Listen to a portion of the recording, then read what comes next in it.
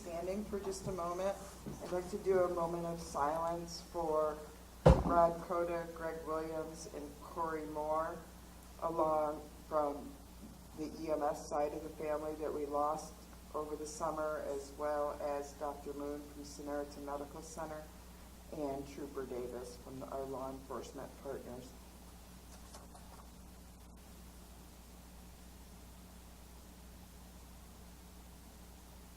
Thank you.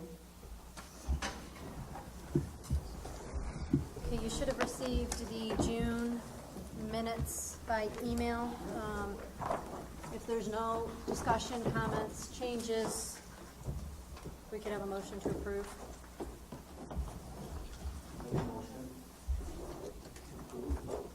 Second. All in favor? Aye. Any opposed? Correspondence DOH enforcement list. Matthew Argona from Buffalo, New York, suspended for 2 years effective 5/29/17. Suspension stayed. Civil penalty $1,000. Violations 800.16A13. Woodhaven Richmond Hill Volunteer Ambulance Corps Incorporated, Ozone Park, New York.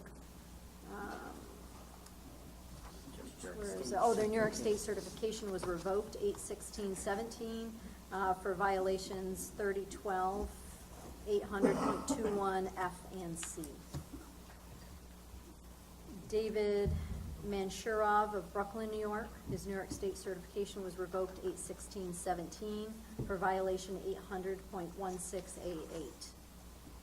Jeffrey Romaninski of Holland, New York, was suspended for 1 year effective 6/6/17. Suspension stayed. Civil penalty $2,000. Violation 800.16A12. Correspondence.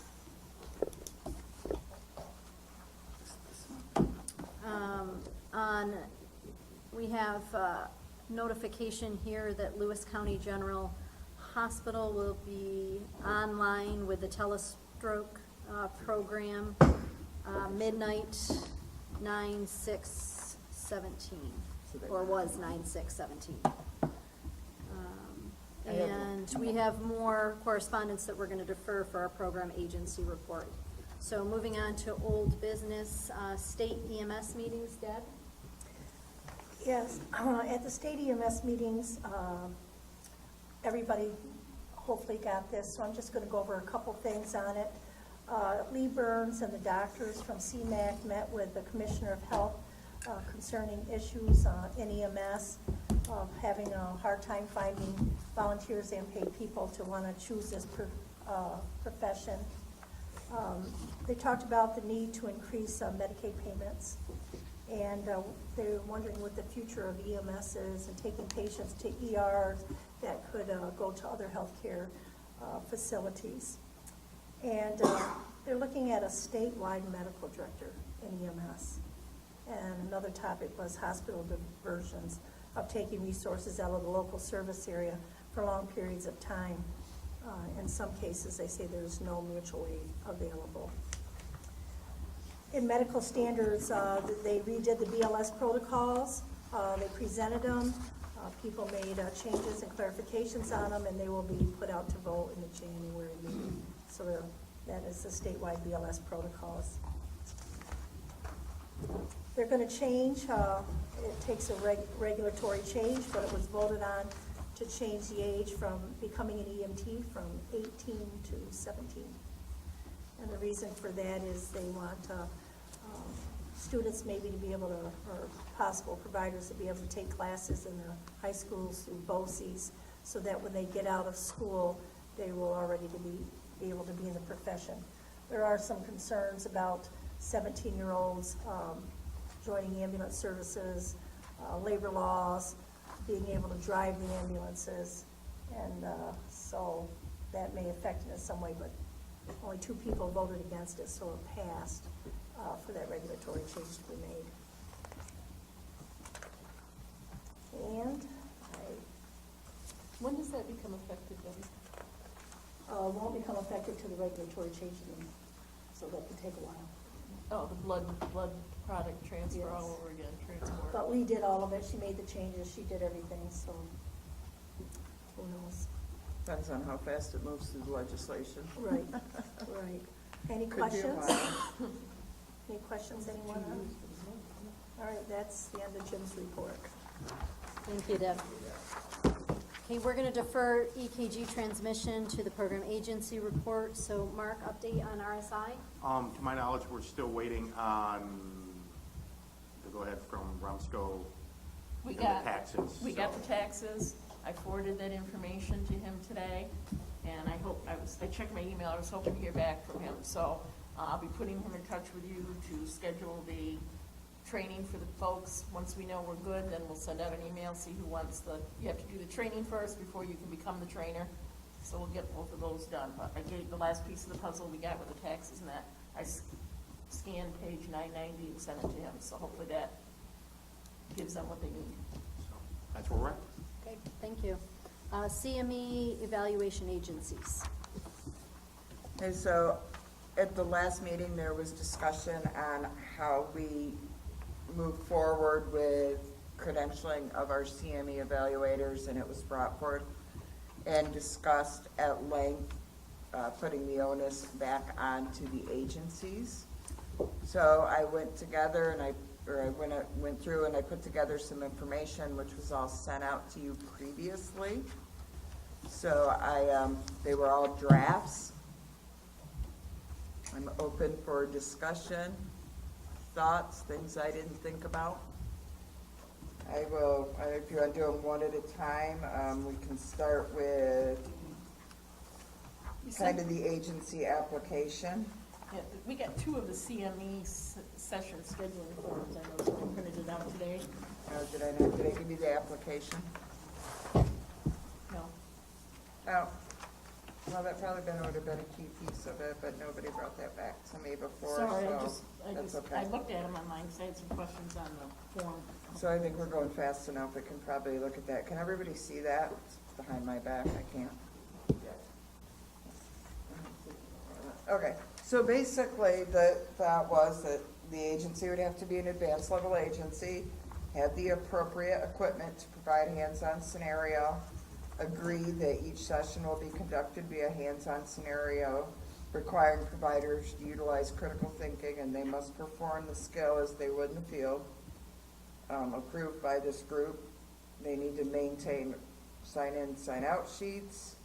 They would actually have to open up their CME sessions and have the information to me by January 1st and July 1st to our office so we could put them on the calendar and make sure that each session is conducted by a provider that is in good standing, etc. And we prefer that they hold some type of instructor certification. So that was kind of the gist of our discussions, but am I missing something there? Should it say, rather than have equipment, can you go back up? Oh, whoops, sorry. Have the appropriate equipment provided, should it say have the appropriate equipment available to them to provide hands-on, so that if they want to borrow equipment from the EMS office or from your office, that they could do that, or are we gonna say they have to have it themselves? No, they could borrow it. At least in my mind, that's up to you guys. So have the appropriate equipment available?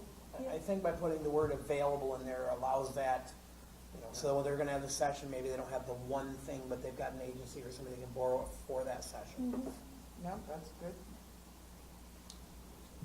And interpretation of this, so this is saying that all agencies have to plan their CME sessions 6 months in advance? Because that seems to me a little, Not all, just the ones that want to do the CME evaluation. okay, All right, so not every agency may sign up to do this. okay, so this is just for the skill stations okay, so if say, all of a sudden I get a bug in my butt that I want to do a topic on something, I can still get CME credit if I do a talk on it. Oh, yeah, this is only for the skills portion. So the didactic, they can get anytime. This is just for the skills portion.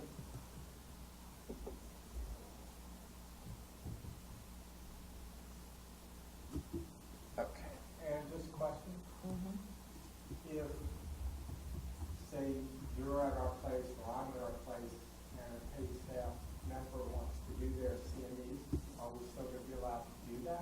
discouraging that because of the amount of pencil whipping that we've had. That's why they're supposed to attend a session. I think that we have to kind of define that. I mean, discourage it, or it's not going to be allowed. Like, in my mind, this is not my decision, but in my mind, it shouldn't be allowed. That was the whole reason for this, and the memo, when we get to that, may clarify it a little further.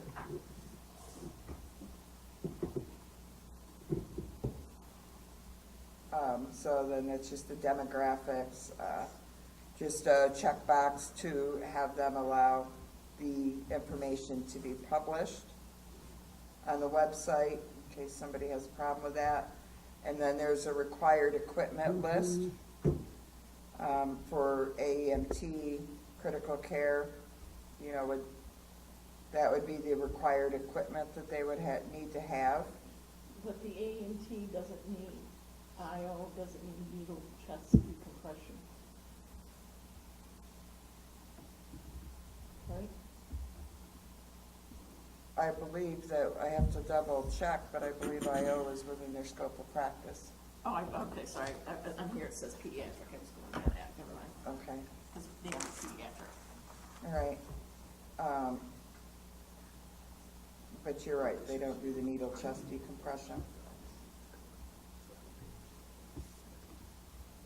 Right, am I correct on that?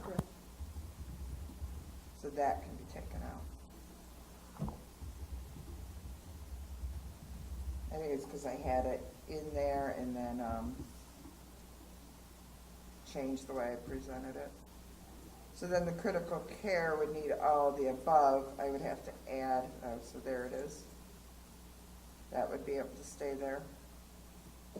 Cardiac monitor, all the stuff above the cardiac monitor, the medications within their scope, they would do the chest compression.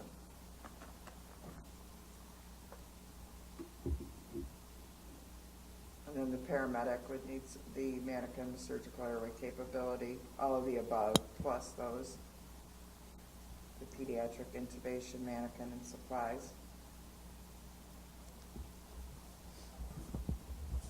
So that was the equipment list. And then along with that was, so the CME sheet, the only change that had, and I apologize if this is sideways, but that's how it's scanned in.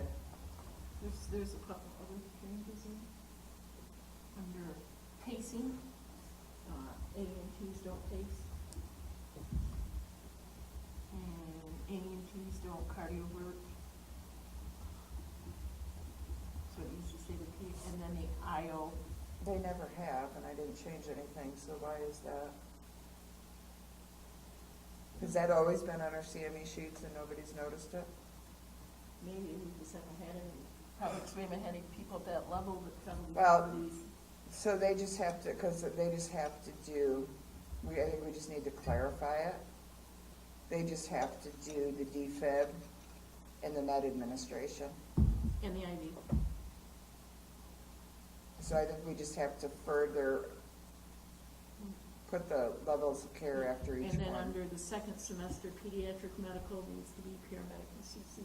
You can have this. So we've never defined that, so I guess that we have to make sure that we do, because it's always been that way. I didn't make any changes to it. I just think probably we haven't had anybody at those levels, so. Yeah, and we still don't have a whole lot, but I think we'll see more. Because the only change I made to this was the, I put the agency CME code in here, right here, which we would use the agency code. So if you went to Ogdensburg Rescue, for example, to do your CMEs, they were approved agency, you'd put 4424 in there. So the CME code would be the same as the agency code. So I will update defining the levels of care in the CME sheet.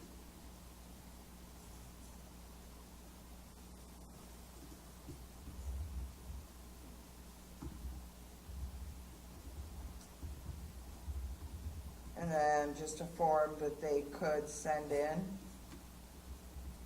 to schedule, which is just what they would send in to us with their dates on it and what level that they're doing. The date, the time, and an email at the agency, so the RSVPs would go back to the agency. And then they must be in good standing within the region. And again, and part of this was so that regional folks could assist in helping, go out and make sure these are being done appropriately at the agencies, if need be. So that was just kind of a standard form. Any questions on this form? It says on the CME session level, it says check 1, can you schedule multiple CME sessions for the same date, since you're gonna have the equipment out? Right, so are you going, I guess what I'm looking for there is the highest level of care you'll be evaluating. Okay. So if you have a critical care person putting this on, they can't evaluate paramedics. So I think that's what we're looking for there. Yes, you could put in multiple sessions. And if you had like a paramedic doing one and a critical care doing another, you may have to define that a little more. So, but you have to have a level of care because of that. So it'll be a CME session to the highest level of care that's being That the evaluator is, evaluated. Okay. It just, that's the only thing I saw on that sheet, when it said check 1, I was like, okay, well, does that mean I gotta schedule one for paramedics, one for AMTs, something like that? no, that's why they're kind of listed together like AMT, critical care paramedic. So if you have a paramedic CIC, you could do skill session for any level of care. But if it's a critical care person doing the skills, they can't do paramedics, which is going to be important for our paramedic providers to know where, we do have a few that have to go to other agencies, et cetera, to do their skills because of that. They may be the only paramedic in an agency. So, any other questions on this one? The only question I have, which I think Bob just answered, so the time doesn't have to be specific for the day. So, look, what we've done, and that was kind of search and rescue here for the last year or so, we'll schedule like 3 days in a row, and 2 or 3 of us will be available for set periods of time, and basically we're there from like 9 in the morning till 9 at night, and have like a Tuesday, Wednesday, Thursday, and providers essentially can come at their leisure during that block of time. So if you were opening it up to others, then it would be under the CME session date, the date, right? And you could put the multiple dates in. And then the time would be 9 to 10 o'clock, come as, somebody will be here, come as available. And we can advertise it, we'll put it on the calendar that way.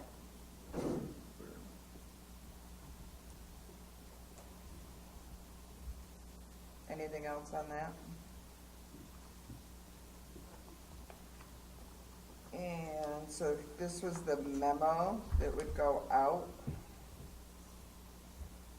to agencies.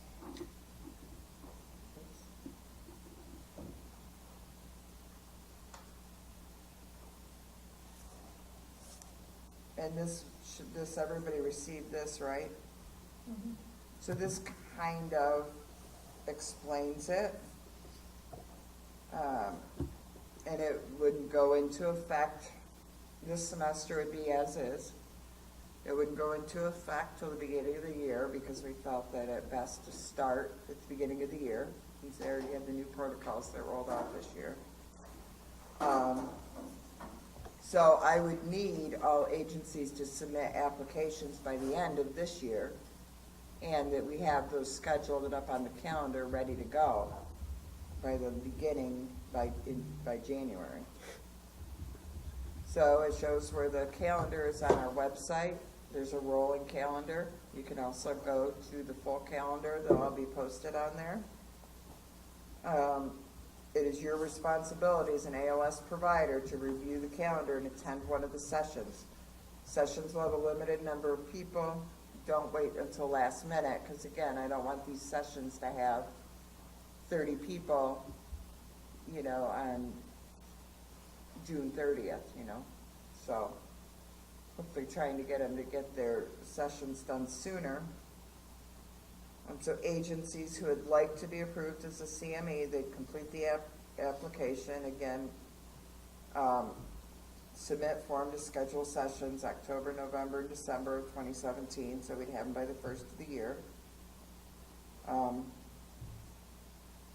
Which could be, they could be submitted right with the application. And then from there on out, they would be, submit them moving forward, so. Got to be submitted by December 15th this year.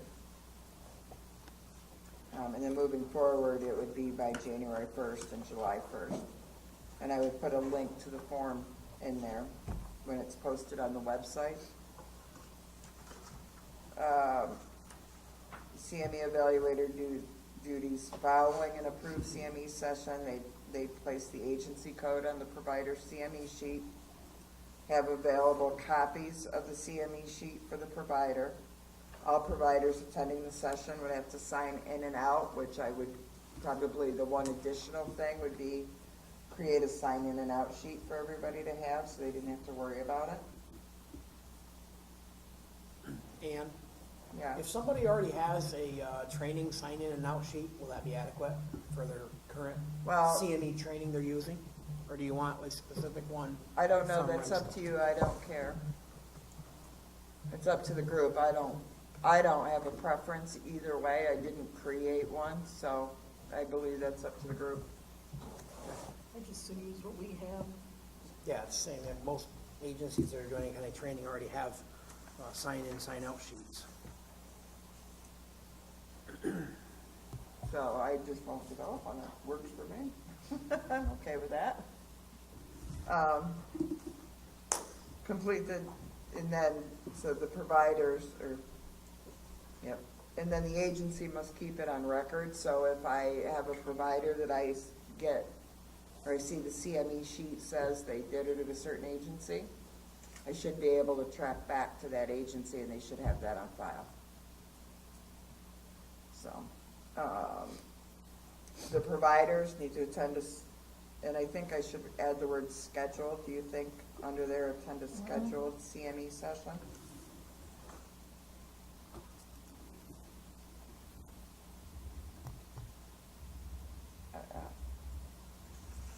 Have the CME evaluator sign off on skills following successful completion of them, sign in and sign out of the session, and then they complete the didactic portion of the form and give it to the agency CME manager. And then from here, this is just a reminder, this is no change. The CME managers must enter the data in the online system. So that was just a copy and paste off a CME manager information thing. There's no change from there.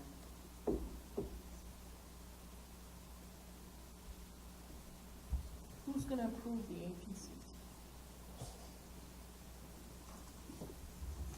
Well, that would be up to this body, but we would have to do it if we're gonna start this in June.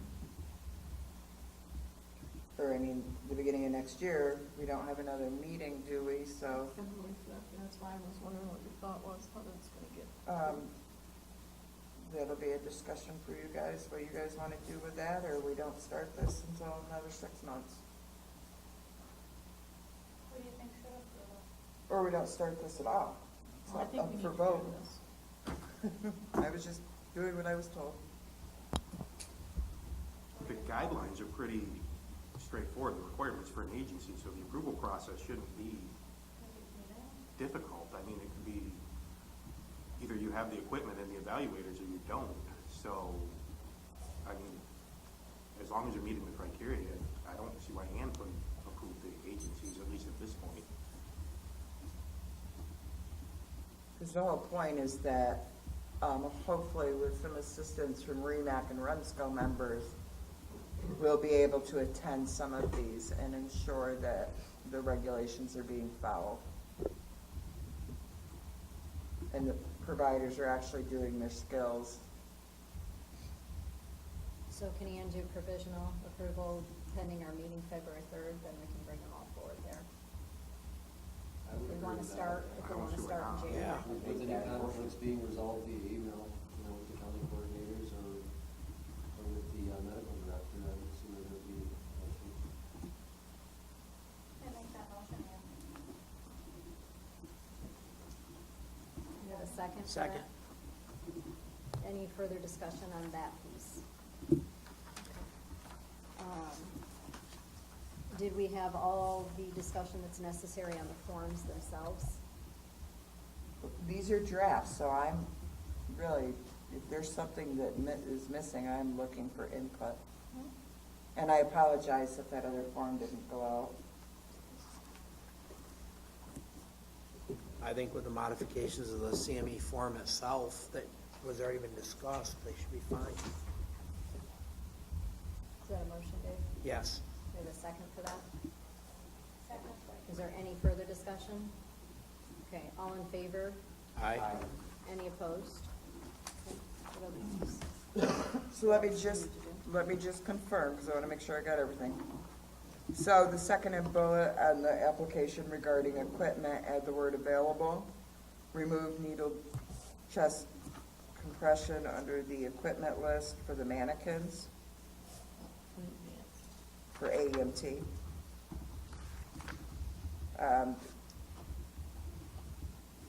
Put the level of care behind each skill on the CME sheet itself. And it's very interesting, because I think AEMT used to only do one thing, and so this was the only one you had to do, so I didn't even think about that.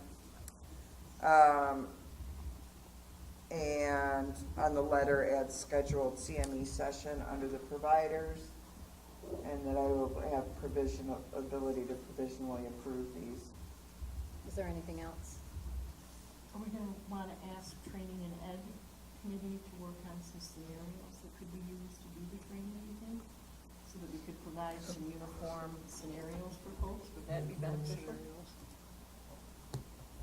So we do have a scenario book from way back when, but I'm sure that those scenarios have been beat to death, so I think any tools that we can give them.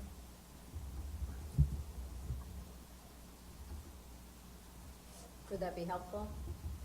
Those of you that do CME?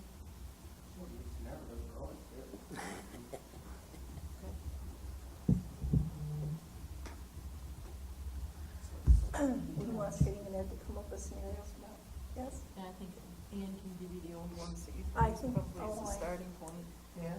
and then just, I usually go in and use ACLS and PALS scenarios.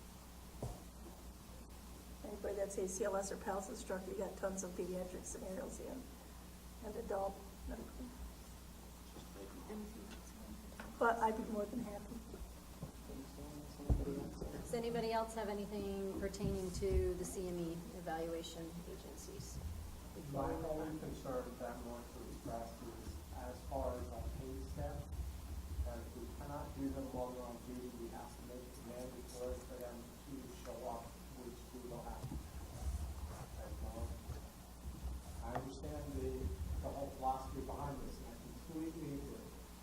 Why now, as a chief, just financial. Sounds like the chief will be setting up CME sessions. And I'm okay with that, because I'll set them up on the days when they're scheduled to work, each and every one of them, I'm fine, but I'm just a heads up. So again, I think one of the troubles that we've seen in agencies is, for example, I've gone to an agency and I've set up multiple sessions and nobody shows up till the very last one. Right, and I think that was part of the idea of having them scheduled ahead of time was, we've got to get, it just seems to be the norm that all EMS providers wait till the absolute last possible second to do anything. Folks, we know that as long as we're going to be certified, we have to do these sessions every 6 months. So if they're on the schedule and they're scheduled out for 6 months, do them when you can during the 6 months. You don't have to wait until June 20th to do it. And so, you know, Ken, I'm with you. You got paid staff and you gotta have them do it when you can do it. So, you know, set one up each month for 6 months. It ought to be able to cover all of your paid staff, and the other people should show up some point during that time. I Okay, agree with you 100% with people not waiting till the last minute. But even as All right. a vote, no. Aren't gonna change it. It's not gonna change one minute. all right. Let's move on to BLS syringe epinephrine. I went to sleep here, hold on. So at the last meeting, we discussed that we were going to buy we agreed that the Thigh was the place that we wanted this administered by our BLS providers. And we also discussed that we were gonna buy the special syringes to give to the agencies. Guess what we can't buy? Syringes. You can buy them, but you have to buy the entire kit. They won't sell just the syringes. Right, we can't buy the syringes separately.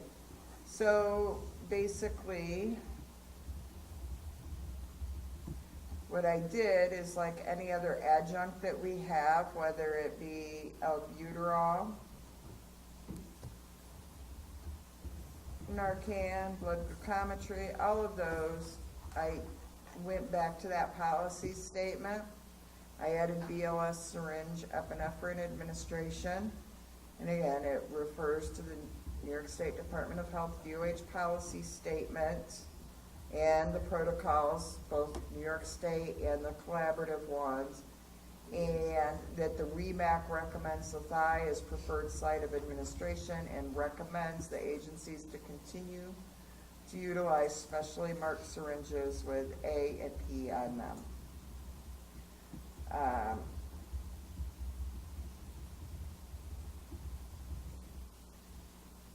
So, you know, the state policy statement also indicates that there should be a DOH 4362 form, which is standard with all the other adjuncts, to be submitted to our office so we know who is doing them. And again, we are asking all EMTs in the agencies that are approved for any of the above modalities, they must register on the online CME program.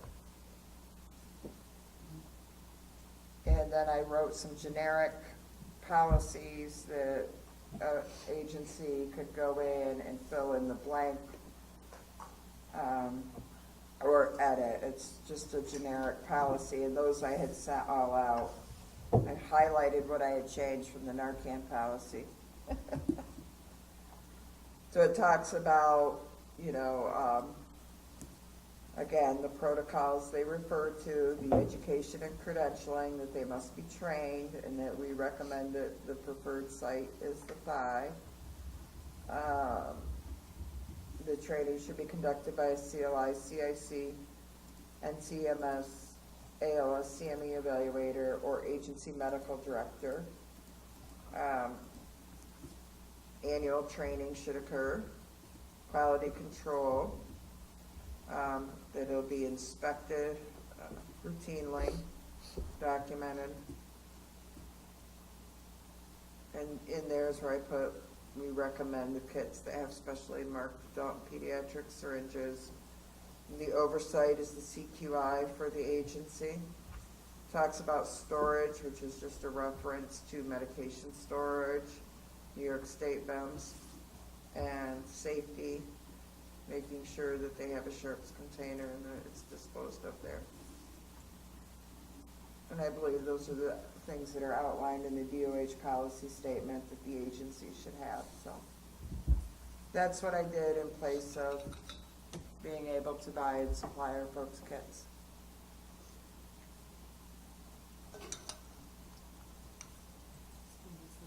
Is there any discussion on Need this? input, any corrections, additions, deletions, whatever.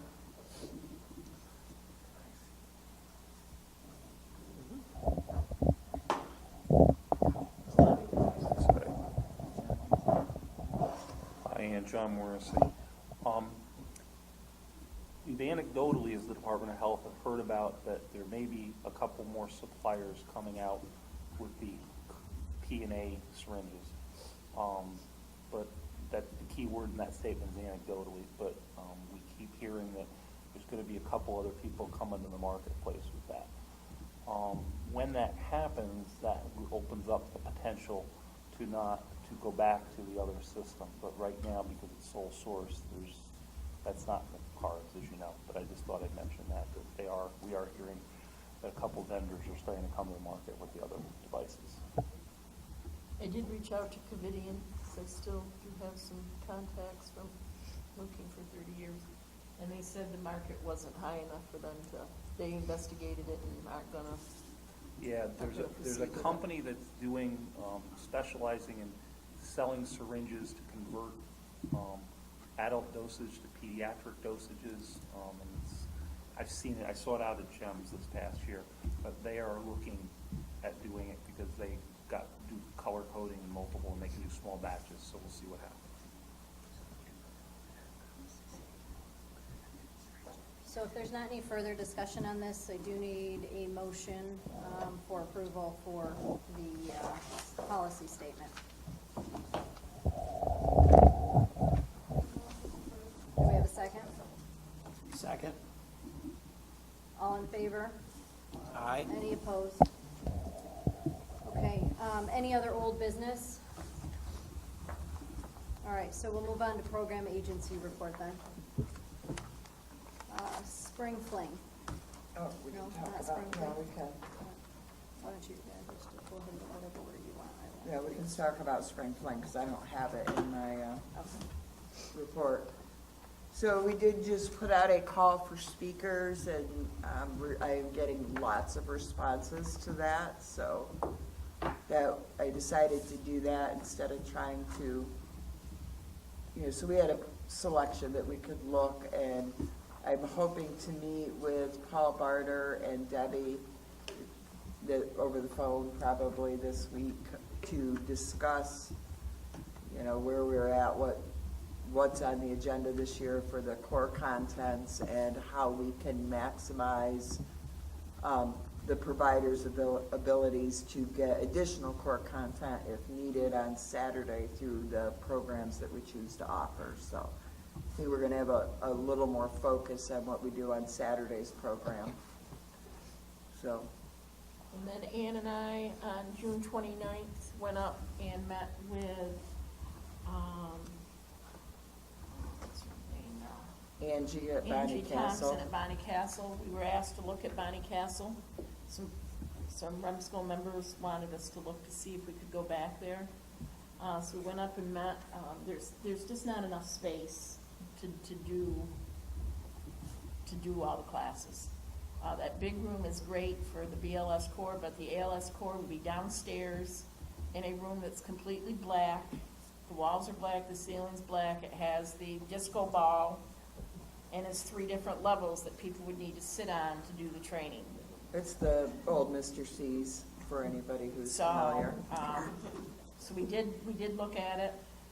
We did give her an opportunity to put together a cost.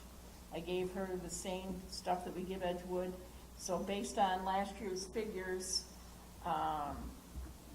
there was a difference of only $447.45. So obviously REMSCO will need to vote on this, but our recommendation is going to be that we stay at Edgewood. We have more space there. And then I did talk with a couple folks. It was brought up about letting nurses get CMEs, and I've been told we can do that. They just get a certificate that they submit. I talked to Susie in Central New York, and I talked to somebody from the state. They just require the certificate along with the showing that they attended the training, what the outline was, and they can get their credit for attending as well. So we could look at that as another marketable venue to include nurses if they want to come get their CMEs.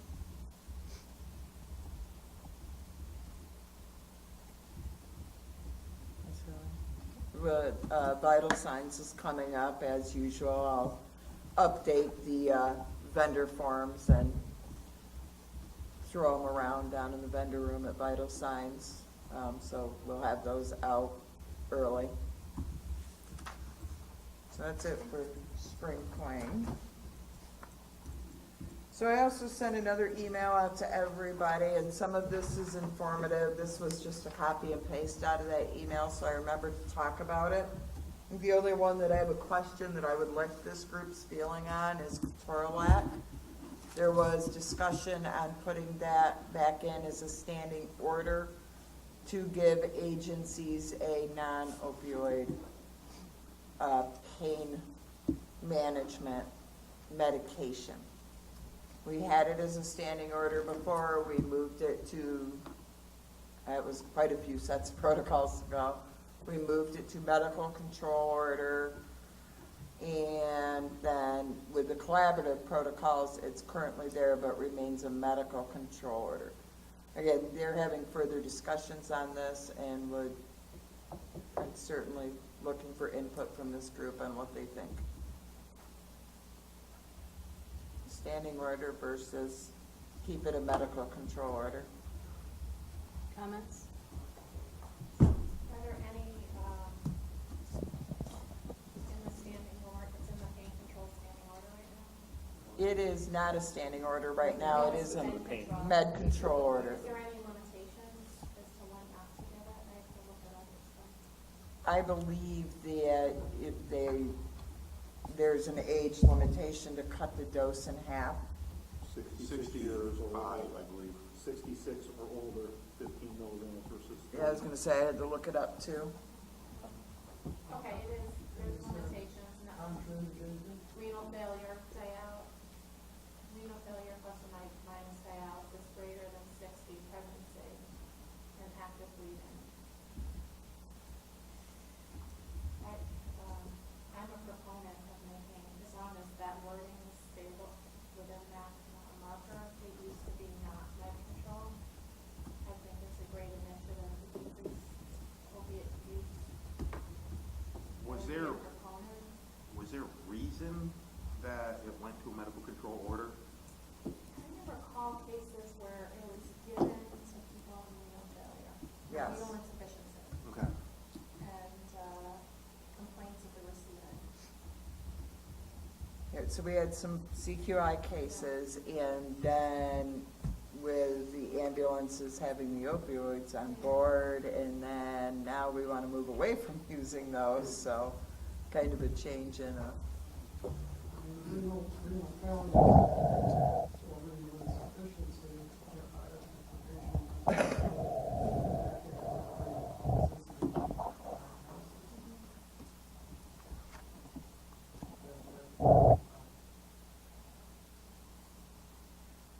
Other comments?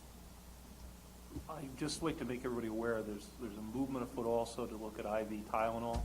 The cost is the downside to IV Tylenol. They've had some good luck in certain systems with that. That also is another one of consideration as of getting away from opioid-based pain management.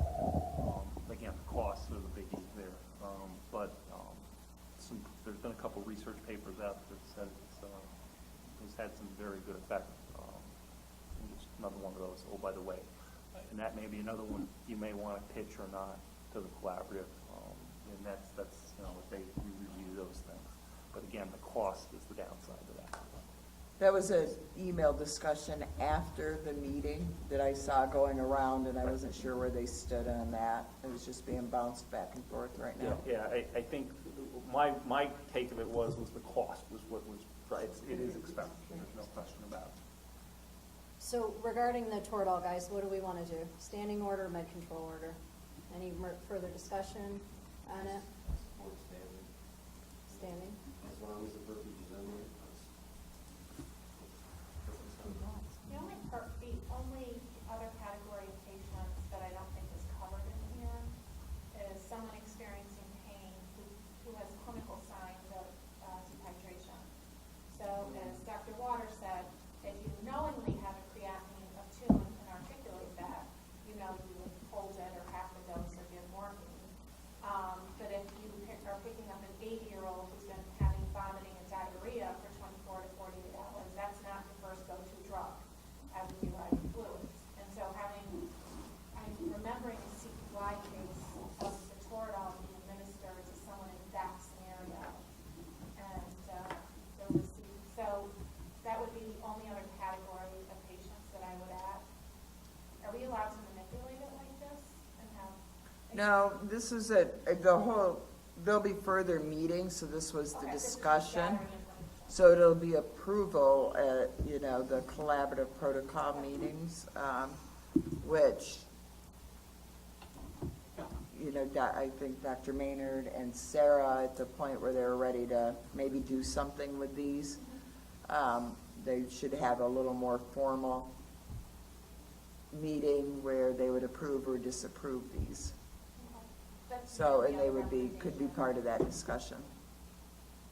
So this was all just stuff they were throwing around, there was nothing, So any further input regarding Toradol? I just kind of wanted everybody's feeling in regards to it.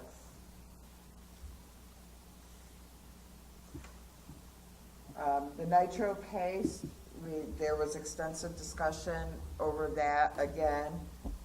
Again, there's people that think it absolutely does not work, and others, including other physicians that were supportive of it, so that was back and forth. And again, I don't believe that they could find any research that readily reflect either way, that it doesn't work. So, that was discussion. Let's look at this slideshow. And they'd be able to see it better. The next discussion was on amiodarone, and I don't believe that providers have been doing it, but they realized that mixing it with the 20 cc's of normal saline was a pain during a cardiac arrest situation. So they're looking to remove that. There's no evidence to support that it's necessary. There's not much evidence to support it. So there was discussion over having artificial, they're starting to see more patients in different areas that have total artificial hearts, complete artificial hearts. So looking for some guidance on those to be added to the protocols, since we do provide direction for LVAD patients. Fluids, it was brought to their attention that there's some inconsistencies regarding the amounts, so they're going to try and correct those. And again, as we previously discussed, that the AEMT level of care, they didn't incorporate everything that was truly in their scope of practice, so that will be put to the forefront to move forward. I will be reaching out to Andy Johnson just to verify if some of these things that we want to put back in exist in another protocol. I'm hoping that we can go through a shorter process than putting it out for the 30-day comment, etc. But that is yet to be seen. And are you looking for recommendations from this group as far as the, what we just reviewed, as far as the amiodarone and the nitro paste? Are you looking for? Well, we've already talked about the nitro paste, right? And we discussed it at length in regional, and had the regional, so that's okay. The amiodarone, I think I can fairly represent everybody in saying that we shouldn't bother with that. But if you have other discussion you'd like to add, I'm always. I don't know if you just needed a motion forward or. Not at this point. It was more of bringing it to your attention that these were discussion points as we move forward, and the only one I personally was unclear on was the ketorolac and what this group's feeling would be regarding that. So, I'm always open for input. I do actually listen, so I can represent you at these meetings. So.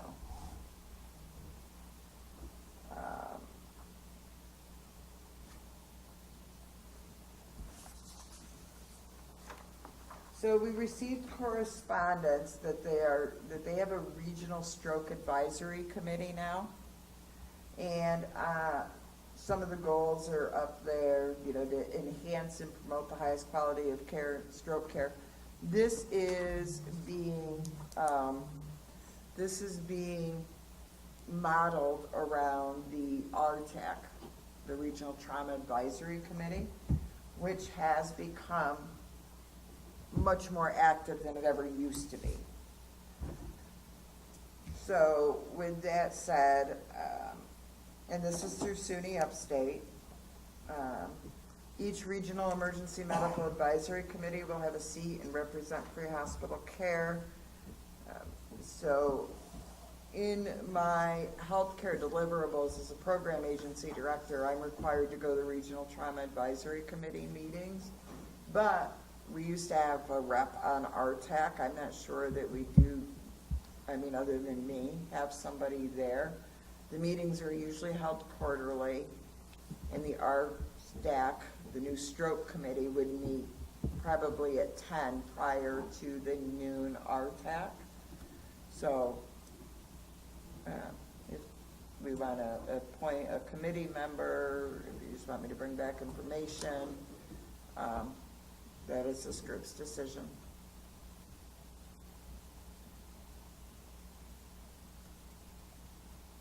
And this is working with the Syracuse Stroke Center, so it's SUNY Upstate. Kraus is on there. They actually reviewed the bylaws, and there's 28 facilities that within the catchment area, which is from the Pennsylvania border to up here to this area for SUNY Upstate.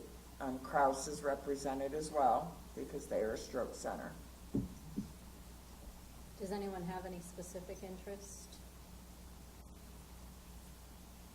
I'll nominate Ann as our representative.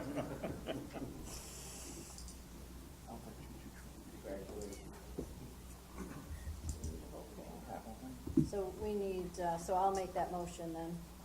Do I have a second for it? All in favor? Any further discussion or anyone opposed? I asked her. I know, I was just trying again. So Beaver Falls, their level of care change back to paramedic was completed that was approved at the previous meeting. There's our public access defibrillation. We actually had quite a few of them over the summer that came in. So the first list are all originals, Kraft Foods and Loudville updated. We had one use, and that was Tona. I sat there for a while going, what is this abbreviation? Then it struck me, it's Town of Brownville Joint Fire District. Utilize their AED. I know there's been other uses of PAD entities, but I don't have any reports. Those are the only reports that we received.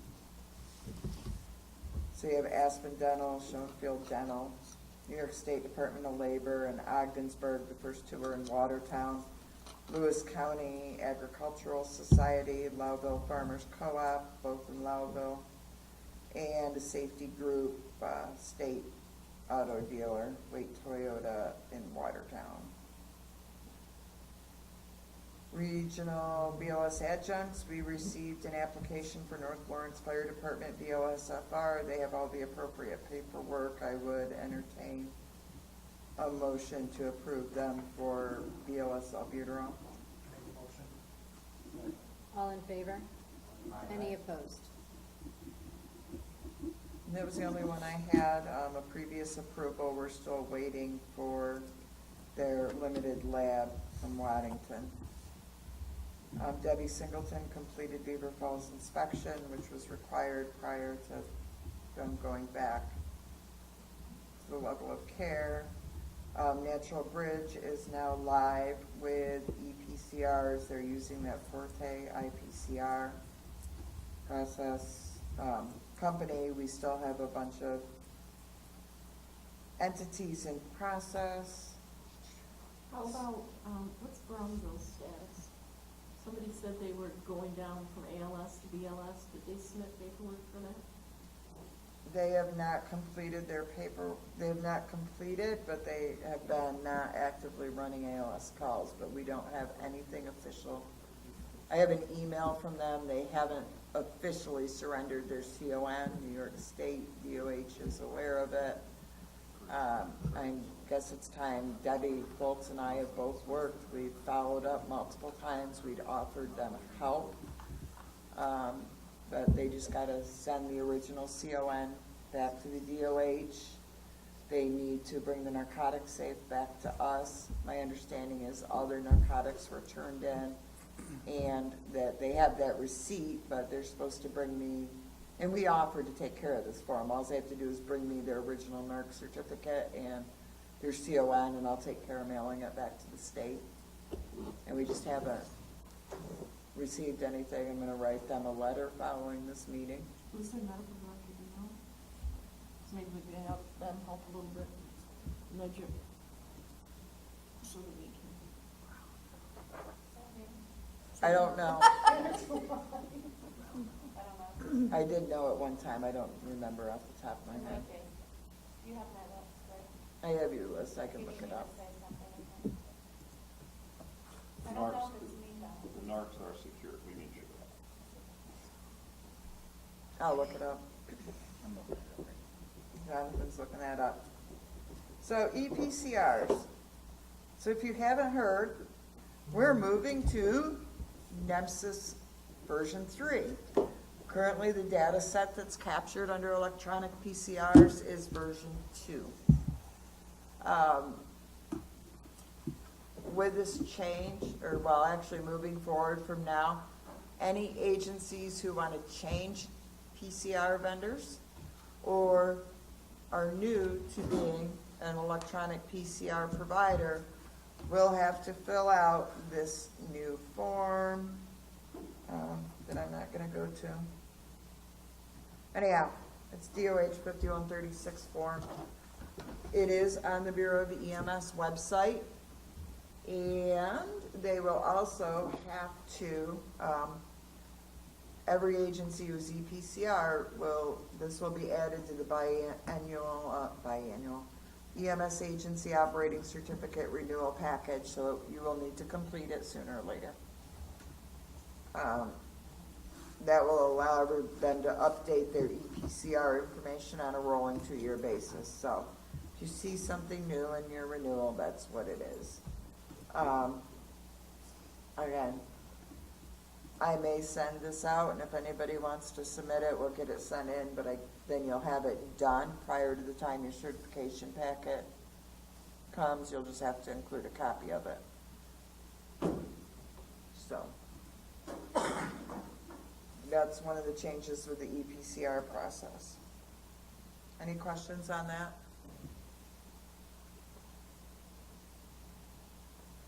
And supposedly, when the state receives those, they're gonna send them back to us. Because if the agency doesn't send it to us, we don't necessarily have it. So EMSC for Children reported that there's a federal survey that'll be coming out again. They choose to send these to randomly selected agencies.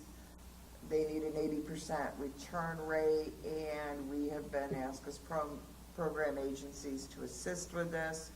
So they choose the agencies. They've asked us, once they choose the agencies, if we note the agency is an interfacility transport only agency or a first response agency, that we let them know, because it's the federal folks do this. They send it to a state rep.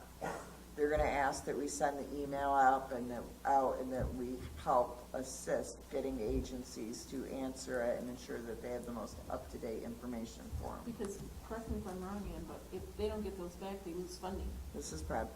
I don't know that for a fact, but I would guess it They have to have a is. percentage back, or else they lose some of that funding for the EMSC, so. I don't know if anybody remembers, but a while ago, the last one they did, I believe, was surrounding pediatric equipment on the ambulance. This one will surround pediatric. So they noticed that hospitals that have pediatric care coordinators, if you will, have better outcomes with pediatrics. I don't know that any of our agencies have pediatric care coordinators, because your care coordinator is one person for all levels. But so some of the questions may surround that. So, I do have samples of the survey, but again, we don't know who the chosen ones will be as of yet. It should run between, I think it was December 1st and the end of February when we'll start to see these, so it's a little while before they come out. So at the end of the CME semester, we didn't have any suspensions. We did send 2 no affiliation letters, but I am still troubleshooting an issue with the database, and I'm not sure all the providers showed up in my report. So I'm cross-referencing it with one that Susie pulled, because I think should have been a couple suspensions, but I didn't catch them as of yet, but I will let you know what I get when we do that cross-reference, or if there's a reason why some providers aren't showing up, because just out of the blue, a name strikes me, and I'm like, I can't find their name on this report. I'm not sure why it's happening, still trying to work on it, but between vacations with everybody, it's been difficult. Did a BLS CPAP training in Colton. So the Coverdale Stroke Program, we've been working with them. This program, they're going to build a regional bridge for our data, which they've already paid for that to be built. It's in the process, I guess, of being built. We are waiting currently right now for the state to come up with a final NEMSIS version 3 data set. And once we have the final set, then we can apply validation rules, but we're at a standstill where we can't apply validation rules to this product. And what this is going to allow us to do is agencies, irregardless of their structure, commercial, not-for-profit, volunteer, will have another choice to be able to do electronic documentation at a cost of $2 per PCR. So, and that information will go right into the regional database, so maybe we can get better data. Again, we have no good data. It's very difficult to look at anything because with our, so many different ePCR vendors out there, our data's a nightmare. So there's also discussion during one of these meetings. What we see a lot, and we've heard varying definitions of this from providers, so I'm reaching out for your definitions to see. When it is documented on, especially EMS charts, as a non-conclusive category following the Cincinnati Stroke Scale. When you say your Cincinnati Stroke Scale is non-conclusive, is it because there were no findings or because the patient couldn't perform it, or are you saying they couldn't perform all 3 items? I've gotten, depending on who I ask, I get varying definitions, so I'm asking this group to share with me what their providers are documented, or is that a large question? What does non-conclusive mean? We use non-conclusive in EMS charts if they're not able to perform all 3 of the tasks. We use the positive or the negative, but we have some Alzheimer patients and some that can't do it, so we mark it as non-conclusive. So if they can perform maybe one, they can smile at you and you notice the facial droop, is it still non-conclusive? Mm-hmm. If they've got a non-conclusive finding, then they should be documenting that in the narrative of their PCR. If they're not, then that may be another CQI issue all in and of itself. Well, I think the problem here, and this is the problem with our data collection, is some of these items, they're defined differently. People define them differently. So some people would consider that if they had the ability to do 1 or 2 of those things, it would be a positive, and then document in the narrative that they were unable let's say they were unable to lift their arms, but they had slurred speech and facial droop. I also think it misses all your posterior circulation. Well, it does. findings. It does, So and to me, it should be Cincinnati plus posterior circulation findings. There's nothing. so that So is, I hear that all the time. There's no urgency. Someone comes in with dizziness and an 80-year-old, and I walk in and it's like a cerebral stroke, and I wasn't alerted because it was Cincinnati negative. So I think that's a huge population we're not doing service to. correct, I agree with you. From the BLS level, from the CFR level up, they're taught and have all been taught the Cincinnati stroke scale. So it's a matter of, doing education, especially now that we have treatments for. For the, when Syracuse does their stroke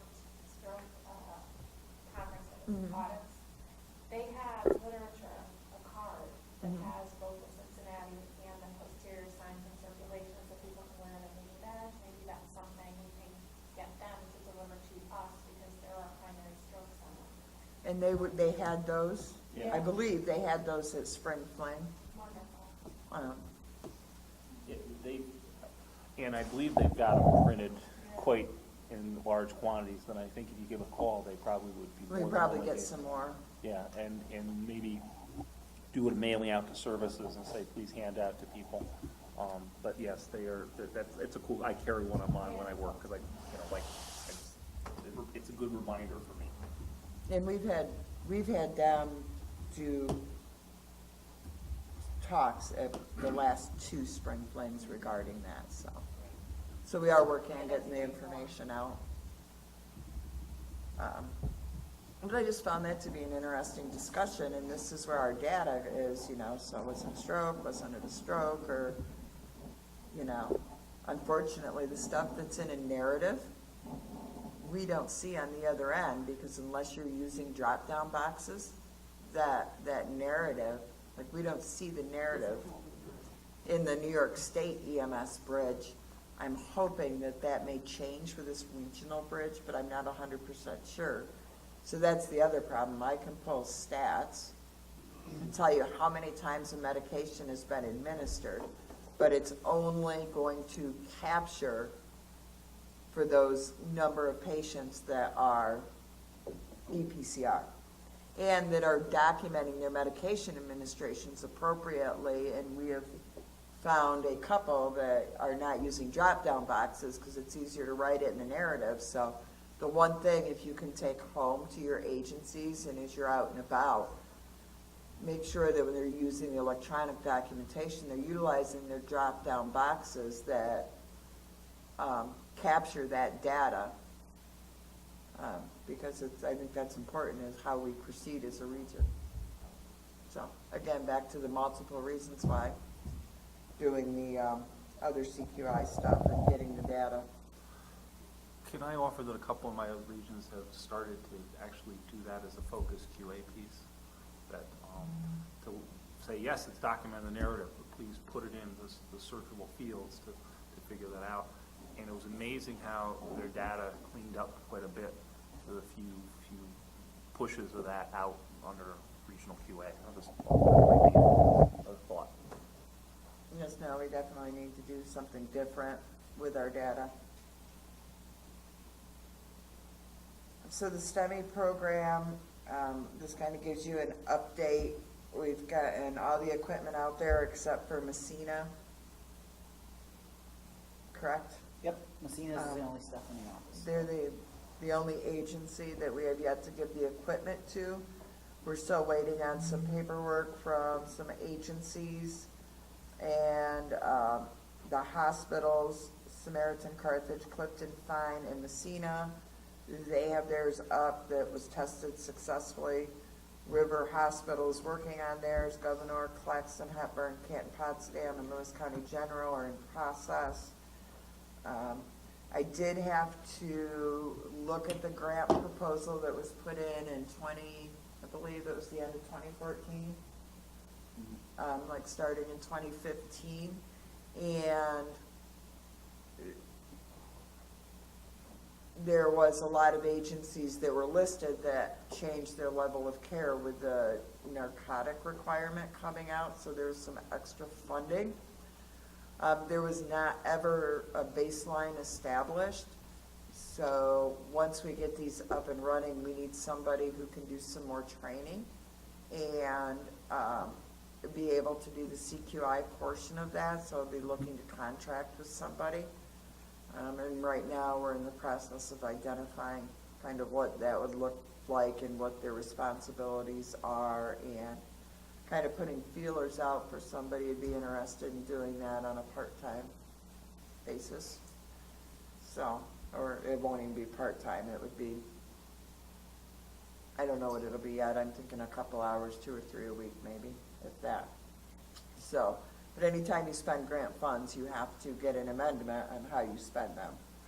So that was approved, we're just waiting for the official contract.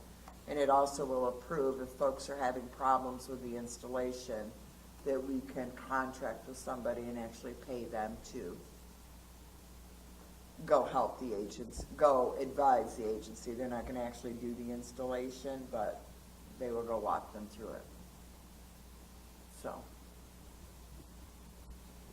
that's where we're at with the STEMing program.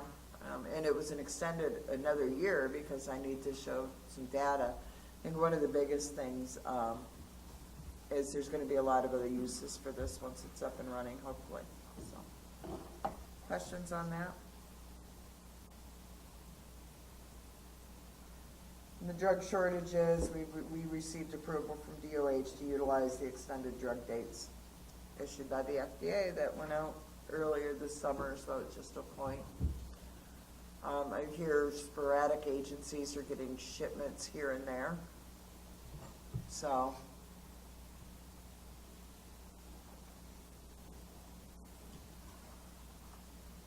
anything else? That's it for my report. Anything else for the program agency? Okay, new business, regional refusal form. So, we just recently, well, in the last 2 years, we went through and redid our regional refusal form, had it reviewed by a lawyer. So on the table or somewhere, there was a regional refusal form I left back there. I'm not asking for a vote on this or anything. What I'm asking is when we developed this EPCR system for this super region that we call it, that was awarded this grant, they had the ability to incorporate a regional refusal form.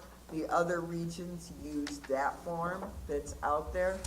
So I'm asking for approval of that so either form can be used. We're not going to publish that one. We'll have to, it'll be in with the EPCR. Some agencies don't use our regional form, they use their own. So take that with you at the next meeting. I'll be looking for a vote. I don't think we're, oh, actually we might be, but nobody's had a chance to review it. I may ask your thoughts on that prior to the next meeting. That one is Central New York's form and was reviewed by a lawyer as well. And that's the one that Central and Mid-State are currently using. So I just want to put it in with the EPCR product and not have agencies have to use a separate one if it's already in the product.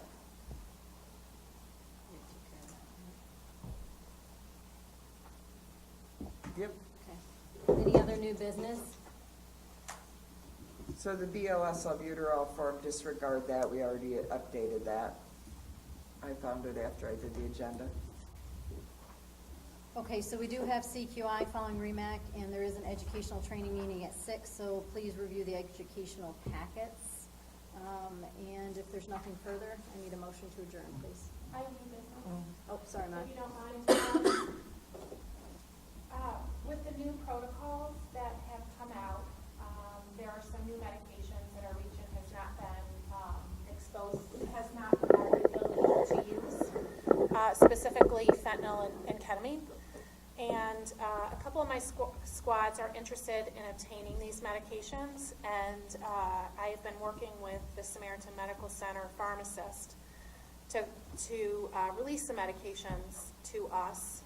And he had some significant concerns, and I very much trust him in his clinical judgments, and about how the doses are administered in the protocols. And so I am trying to work with him because I think his concerns are valid, and I can use one example. Let's just take fentanyl for pain control. For an adult, at any moment in time, you can give a maximum of 200 micrograms IV of fentanyl, which is a dose as a physician. I've never given a fentanyl. And so we in the ED don't know how our patients are going to respond to some of these powerful medications, and I'm not adverse, and either is Joe, to getting to 200 micrograms, but to get there safely and to start with lower doses that are titratable. And so it brought up a really interesting dialogue with my colleagues at Guilfoyle, because there are squads in our region who have been given permission to use these medications at the said doses in the protocol by different pharmacies, Carthage and Lewis County. And then you have, so there's a safety issue, because I feel as medical director, I can come up with a safe way of asking Guilfoyle to deliver titratable amounts of narcotics and ketamine, and getting to the final dose if need be, but doing it safely. You now have providers who work at Guilfoyle and then at Lewis County Search and Rescue, and now there's two different protocols, and there will be an error. And so I'm wondering if I can make a recommendation to create a small committee that I'm happy to partake in, that looks at Joe's recommendations and my recommendations, and see if we can come up with something that every pharmacist who would be allowing the squads the permission to use these drugs, if we can come up with the same protocol through all the agencies. And I don't know if that's a hot tamale, because these are already pre-approved. And when they were pre-approved, we didn't have these medications available to us. So this is kind of a new topic. So John, I'm really glad you're here. Dr. Gray, I was just peeking at the protocol. I think that Joe is interpreting the protocol incorrectly. I mean, the protocol is written to give a dose of 1 to 1.5 micrograms per kilogram, INIV or IM. The maximum total dose that you can give, period, like maximum, is 200 mics. So you can. But say you have a.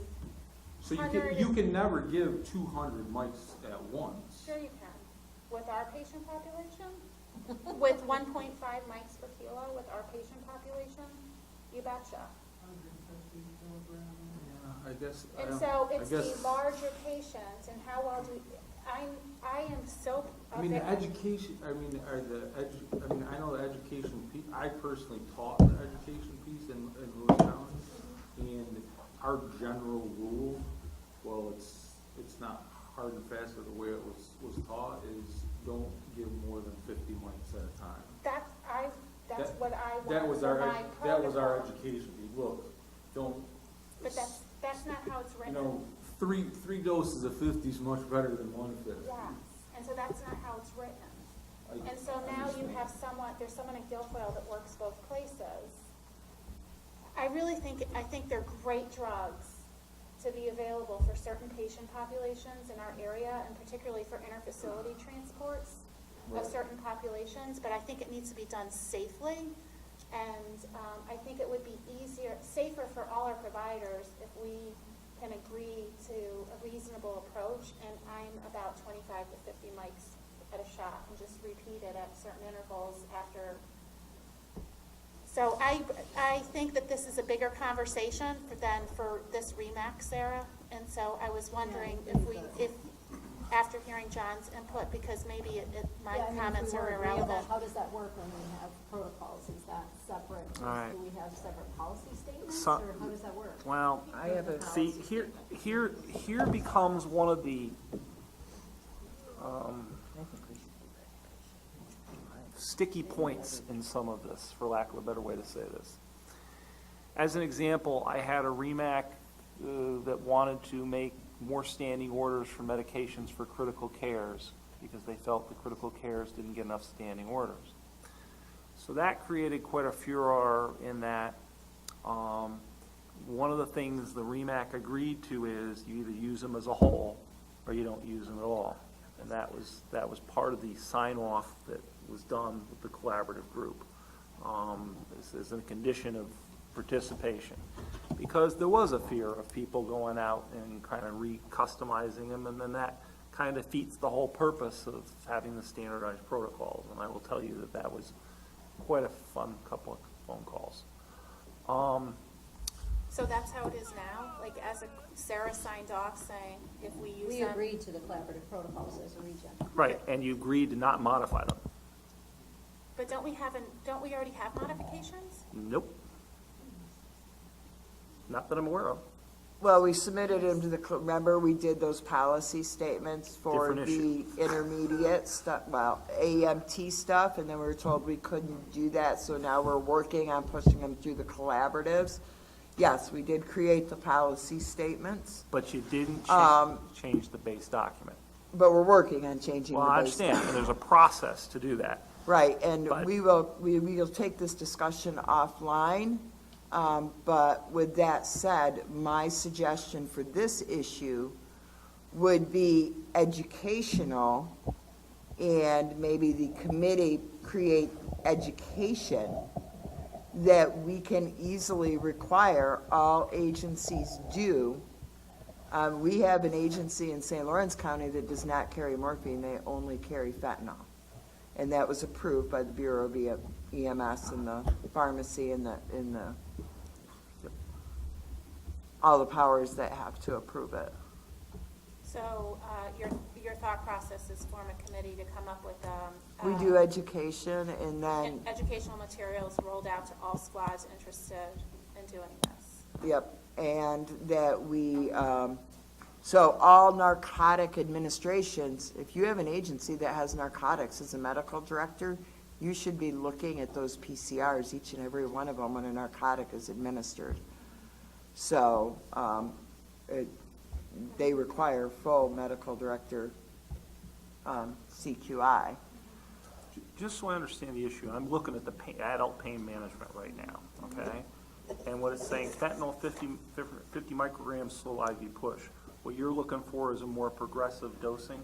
Yes. Like in other words, more like 25 and then 25 or, Yeah, and then, like, I wrote fentanyl 25 to 50 mics, IVIM, IN aliquots, Q 5 to 10 minutes, up to a total dose of 1 to 1.5 micrograms per kilo, yeah, but I don't, now where's, and maximum of 200 micrograms. right, where's the 1.5 micros per kilo? Is that, John, yeah, The collaborative protocols is 1 to 1.5. Right.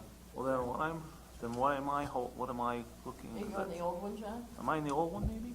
is a REMAC I'm advisory the old one. changing the protocol? Sorry, man. All right, that's why I'm on the old one. Sorry about that. What'd you say? What's that, Mark? It is REMAC, this body, issuing an advisory that we recommend that you do increments of 50 micrograms, Q5 to 10 to a max of 200 micrograms, actually changing the document.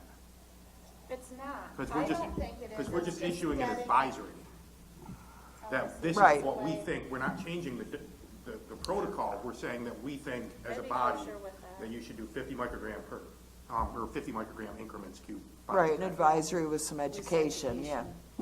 Right, but if I, that's the I don't key. want to change that. Right, but the key of the advisory is a nice thing, but it can't, it doesn't hold the weight it ought to, just so you understand that. Right, but I mean, I think making everybody aware of it, and then specifically the medical directors, let's find out if, there's a problem with it, as we move forward. So we've done the education, and then we can review and make sure. I mean, you guys should see the, So can a pharmacist refuse to allow the squads to get these medications? Yes and no. Let me try to do this in 2 minutes. There are two ways an ambulance service can acquire narcotics. One is by buying them from a Class 3C dispensing pharmacist, AKA a hospital pharmacy. They can't go to Rite Aid, they can't go to a retailer and go get it. The other way is they create a stock at their building, and then their medical director signs off on a 222 to make their another place that the doc will allow narcotics to be shipped, and then they will maintain a stock, and then the agency will put out a substock. If the pharmacist doesn't want to enter into a contract to have them become the substock, is how it's been done traditionally here for a whole bunch of reasons, they can say no. And there's not much the squad can do about that. Vice versa, okay, then the squad can say, okay, screw it, I'm going to go, if my medical director feels strong enough, we can have the drugs shipped to the squad and so forth. Now, we all know the basic inherent problems with that second suggestion. Half the squads aren't manned all the time. Okay, Cardinal's going to come drop the box at the front door, or it's not workable. Yeah. It's just not workable, and that's why we're back to, for a lot of places, the hospital pharmacist makes the deal. Okay. And So if I need some intervention, assistance, I can reach out to you? yeah, Okay. if I got to bring BCS, last time I had to bring BCS up, and we had the fun time. We can bring Chura and the guys up again, and we'll have another fun chat. Well, let me do it first. All right. I just wanted to know if, do you think that we should create an advisory? And if so, would you like me to create it and send it to you for review? See how it can hurt. No, I think But again, but the problem is, the only document that you can legally hold them against for is what's in here. right. Okay. Okay. Okay, any other new business before the motion to adjourn?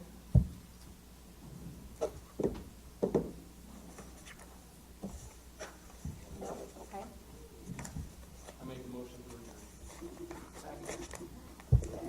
So CQI meeting, please, for those members. How are you?